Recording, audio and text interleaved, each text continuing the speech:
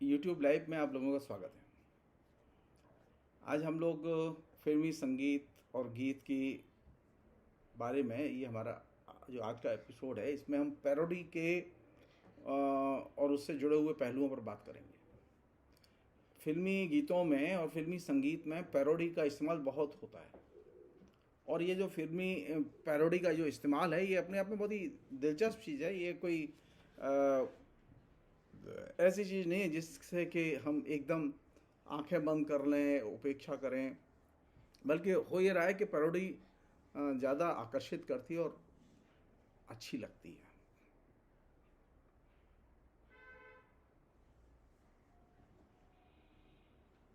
मैं उन लोगों में से नहीं हूँ जो पैरोडी को गंभीरता से नहीं लेते। पैरोडी को उसी तरह से गंभीरता से लिए जाना चाहिए जैसे ओरिजिनल चीज़ों को लिए लेते हैं हम, क्योंकि पैरोडी आज एक गंभीर जेनर है, विधा रूप है, वो खाली शैली नहीं है। पैरोडी की एक साहित्यिक परंपरा भी रही है। संस्कृत वाले तो पैरोडी में मास्टर रहे हैं। संस्कृत साहित्य की जो परंपरा है उसमें पैरोडी का एक बहुत लंबा ट्रेडिशन है। पैरोडी की जो विधागत विशेषता है वो ये है कि वह पराश्रित या परजीवी, व्युत्पन्न, स्वचेतन, प्रबोधात्मक और आत्म प्रतिबिंबात्मक विधा है। इसमें आलोचनात्मक अंतराल बनाए रखकर पुनरावृत्ति होती है। यह विडंबनापूर्ण है, इससे खेला जा सकता है। कुछ चिंतक यह भी मानते हैं कि पैरोडी की सृजनात्मक भूमिका होती है, खासकर फिल्मी संगीत की दुनिया में पुराने संगीत रूपों की नकल करके उन्हें नए रूप में पेश करके आधुनिक संगीत चेतना बनाने में इससे मदद मिलती है। पैरोडी के द्वारा ही संगीत चेतना का रूपांतरण, समावेशन और गहराई में प्रवेश संभव हुआ है। ये जो इंटरटेक्चुअलिटी यानी अंतर संदर्भगतता, जो अंतर्वर्ती संदर्भगतता जो इसकी एक विशेषता है, इस इंटरटेक्चुअलिटी का पैरोडी में बहुत बड़े पैमाने पर इस्तेमाल होता है। इसी के कारण यह नए को समाहित और पुनरुत्पादित करने में सफल हो जाती है। जो लोग पैरोडी के गाने चुनते हैं, लिखते समय पैरोडी का इस्तेमाल करते हैं, वे लोग नए को भी समाहित और समायोजित करते हैं।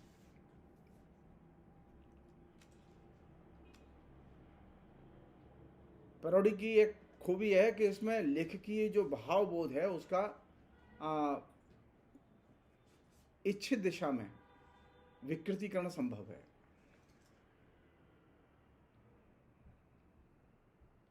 या हम ये कहें, पैरोडी में इच्छित क्षण को उभारा जा सकता है। जिस क्षण को फिल्म के जिस क्षण को, जिस दृश्य को, जिस खास एंगल को आप उभारना चाहते हैं, वो पैरोडी में बहुत ही अच्छे ढंग से आप उसे उभार सकते हैं। पैरोडी की ब्यूटी यह है कि पैरोडी परंपरा से एकदम विच्छिन्न होती है। उसमें परंपरा का कोई अंश नहीं होता। पाठ के मूल संदर्भ और उससे जुड़ी हुई चीज़ों के संदर्भ से काटकर उसका विकास किया जाता है। तो पैरोडी के रूप में लिखे गए जो फिल्मी गाने हैं, वे गाने हमें विश्लेषित करते समय एक तो इंटरटेक्चुअलिटी का इस्तेमाल करना चाहिए, और दूसरा यह है कि पाठगत जो अंतर संबंध हैं इन पर ध्यान देना चाहिए।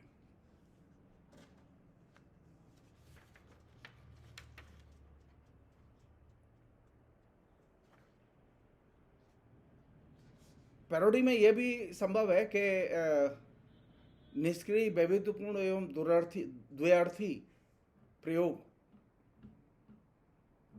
किए जाएं। और हिंदी सिनेमा तो भरा पड़ा है, मराठी सिनेमा में तो द्व्यर्थी प्रयोगों का बहुत ही बड़े पैमाने पर इस्तेमाल होता रहा है। दादा कोंडके इसके आइडियल रहे हैं। पैरोडी को समझने का अर्थ है संप्रेषण की प्रक्रिया को समझना। हमारे यहाँ फिल्मी गीतों में कौन सा गीत पैरोडी है, ये तो अभी हमने डिस्कस ही नहीं किया है। हमारे अंतर वस्तु की व्याख्या होती है। तो ये पैरोडी का जो संदर्भगत उत्पादन है वह पाठ के साथ युग के संबंध को निश्चित बनाता है। जैसा कि मैंने आपसे शुरू में कहा था कि पैरोडी जो ओरिजिनल है उससे भी ज़्यादा सुंदर होती है, क्योंकि इसमें वास्तविक समस्याओं और वास्तविक परिस्थितियों पर गंभीर वर्णन मिलता है और इसके पाठ की प्रस्तुति हमेशा प्रभावशाली होती है। इसका पाठ भी प्रभावशाली होता है।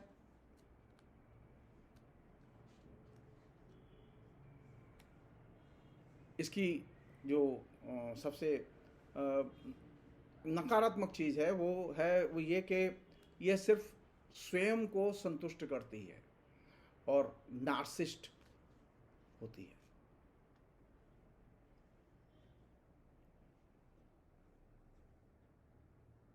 आज कोई भी चीज़ ऐसी नहीं है मास कल्चर में और खासतौर पर फिल्म इंडस्ट्री में और गीतों में जहाँ की पैरोडी की कल्पनाशीलता का और सृजनात्मकता का इस्तेमाल ना होता हो। इसलिए इस पैरोडी एज ए जेनर उसकी ताकत को हम लोग समझें। अभी तक हम लोग पैरोडी को एक स्टाइल के तौर पर लेते रहे। पैरोडी एक स्टाइल नहीं है बल्कि एक जेनर है। आम लोगों के दृष्टिकोण, संवेदनशीलता, मानवीय संबंधों, संस्कारों और मूल्यबोध, इनको निर्मित करने में पैरोडी की बहुत महत्वपूर्ण भूमिका होती है।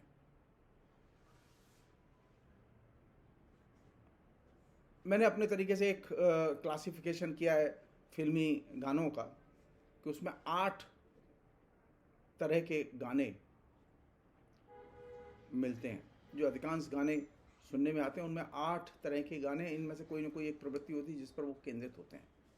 मसलन पहली प्रवृत्ति है उल्लास की, दूसरी प्रवृत्ति है प्रेम की, तीसरी प्रवृत्ति है एकता की, तीसरी प्रवृत्ति है सुंदर अतीत और सुंदर भविष्य की परिकल्पनाओं की, पांचवी जो प्रवृत्ति है वह प्रकृति वर्णन और सामाजिक भावनाओं की अभिव्यक्ति की, छठी प्रवृत्ति है जिसमें कि एब्सर्डिटी, अर्थहीनता बड़े पैमाने पर मिलती है, सातवीं प्रवृत्ति है जिसमें स्वपीड़न और परपीड़न ये दोनों मिलते हैं, और आठवीं प्रवृत्ति है धार्मिक आस्था की। धार्मिक आस्था की पैरोडियाँ खूब मिलती हैं। तो ये 8 किस्म की पैरोडी के जो रूप हैं ये अपने आप में बहुत ही जनप्रिय हैं और इनकी खपत बहुत ज़्यादा है। इनका उत्पादन पुनरुत्पादन बहुत ज़्यादा है। ये फिल्मी गीतों के 8 प्रवृत्त्यात्मक रूप भी हैं। इनका वर्गीकरण भी इस रूप में किया गया है। इनसे जो व्यक्ति का जो समाज में फिल्मी गीत करता क्या है? फिल्मी गीत करता यह है कि जो सामाजिक अलगाव है व्यक्ति का, क्योंकि आज के दौर में सबसे ज़्यादा है, उस सामाजिक अलगाव को दूर करने का काम करता है।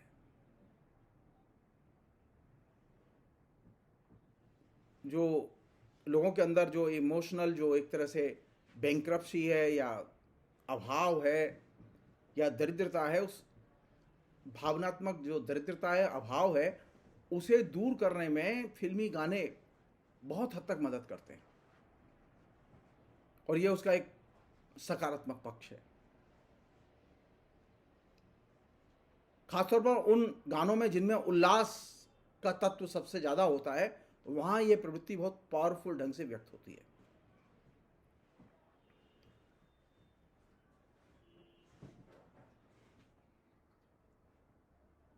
जहाँ उल्लास के तत्व को उभारा जाता है, वहाँ गाने में ये बात हाईलाइट करके रखी जाती है कि जीवन में धक्के तो चोट तो लगती रहती है, लेकिन इससे उभरना होता है, इससे बाहर निकलने की ज़रूरत है।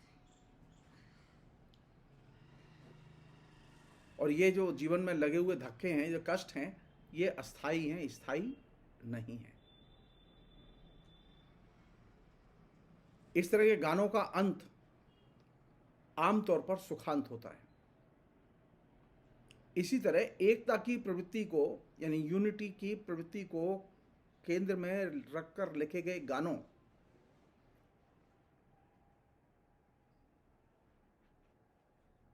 में राष्ट्रीय एकता मिलेगी, सामाजिक एकता मिलेगी, बंधुत्व मिलेगा, समानता मिलेगी। उल्लास और एकता की प्रकृति के गानों के बीच में जो चीज काम करती है, उनके कम्युनिकेशन के जरिए काम करती है, वह यह है कि वे जनता के मन को बहुत उद्वेलित करते हैं। अनेक शानदार गाने हैं जो कि इस तरह की यूनिटी को व्यक्त करते हैं, जिन्हें हम बार बार सुनते हैं और हमें अच्छा लगता है। वो हमें बोर नहीं करते, वे बल्कि मन को उत्प्रेरित करते हैं। इन दोनों ही प्रवृत्तियों से मन को संतोष मिलता है और आनंद मिलता है, और ये फिल्मी गीतों का बहुत ही ताकतवर पहलू है, जिसकी वजह से फिल्मी गीतों की ओर लोग आकर्षित होते हैं।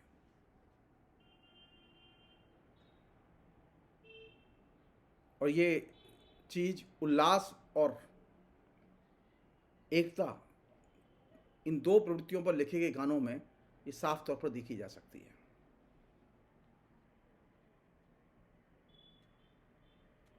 इन दोनों ही प्रवृत्तियों में एक और चीज नोटिस की गई है, वो ये कि सामाजिक असंतोष डायरेक्टली और इनडायरेक्टली इन गीतों में व्यक्त होता है।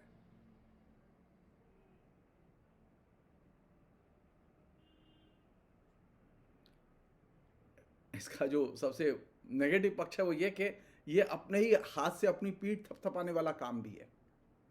जो सहमत हैं उन्हीं को ये सहमत करती है ये प्रवृत्ति। मसलन जो राष्ट्रीय एकता से सहमत नहीं है उनको ये गाने आकर्षित नहीं करते, बल्कि उन्हें खराब लगते हैं। जो धार्मिक सद्भाव को पसंद नहीं करते उनको ये गाने खराब लगते हैं। ये गाने किनको अच्छे लगते हैं? ये गाने उनको अच्छे लगते हैं जो धार्मिक सद्भाव को पसंद करते हैं। तो ये एक तरह से अपने ही हाथ से अपनी पीठ थपथपाने की कलात्मक कोशिश भी है।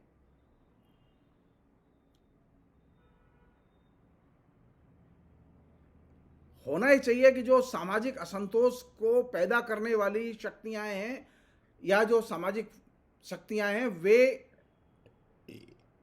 इसमें शामिल हों, वे आकर्षित हों, वे इसमें आनंद लें, तो शायद सामाजिक तनाव को कम करने में इससे मदद मिले।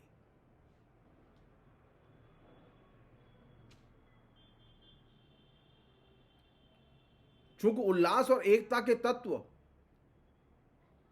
स्वयं को ही आनंदित देते हैं और हम स्वयं ही अपनी पीठ थपथपाते हैं और अपनी ही जैसी विचारधारा के लोगों को वे आनंदित करती हैं और एकजुट करती हैं, ऐसी स्थिति में सामाजिक टकराव को ये एड्रेस ही नहीं कर पाती। और जब ये गाने सामाजिक टकराव को एड्रेस नहीं कर पाते तो वैसी स्थिति में सामाजिक असंतोष और ज्यादा बढ़ता है। उल्लास और एकता के गाने जितने गाए गए उससे कायदे से होना चाहिए था कि सामाजिक उल्लास और सामाजिक एकता में इजाफा होना चाहिए था, लेकिन हुआ उल्टा। सामाजिक विघटन बढ़ा और सामाजिक असंतोष बढ़ा, राष्ट्रीय एकता विखंडित हुई। क्यों? क्योंकि जो उल्लास और एकता का जो तत्व है वह तत्व अपने ही हाथों अपनी पीठ थपथपाने वाला तत्व है। इससे जो सामाजिक असंतोष के कारक तत्व हैं उनको ये अपील नहीं करता, उन्हें शामिल नहीं करता, और इसके पास में कोई रास्ता भी नहीं है कि उन्हें शामिल कैसे किया जाए।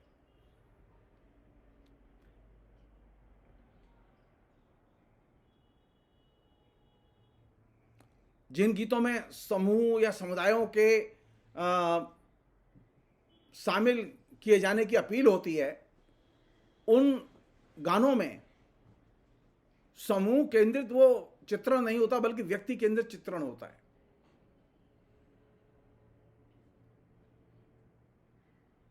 और व्यक्तियों में भी अभिजन व्यक्ति केंद्र में होता है, उसके जरिए चित्रण होता है।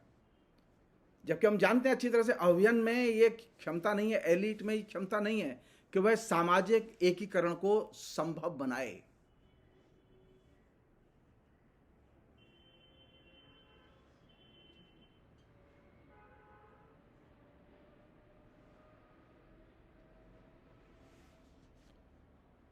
जब तक ये गीत श्रोता को समूह में या गिरोह में शामिल करते हैं तब तक तो ये उसके भावबोध को आकर्षित करते हैं, अपील करते हैं। लेकिन जब वह इसमें शामिल नहीं है तो टेंशन की चीज है, और जब वो शामिल हो चुका है तो टेंशन की चीज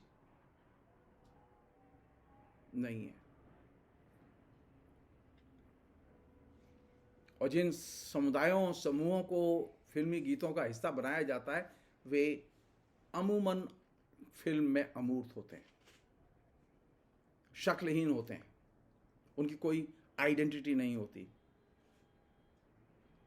शक्ल या पहचान के या आइडेंटिटी के अभाव के कारण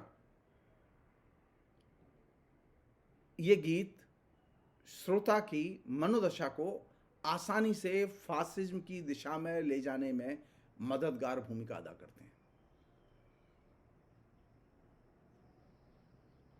क्योंकि इनसे समूह की चेतना तो बनती है और श्रोताओं में प्रेशर, ग्रुप पॉलिटिक्स और ब्लाइंड फेथ,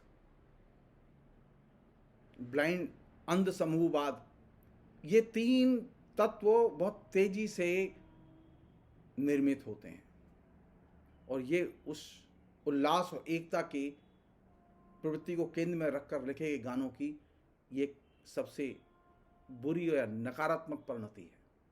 फिलहाल इतना ही। बहुत बहुत शुक्रिया।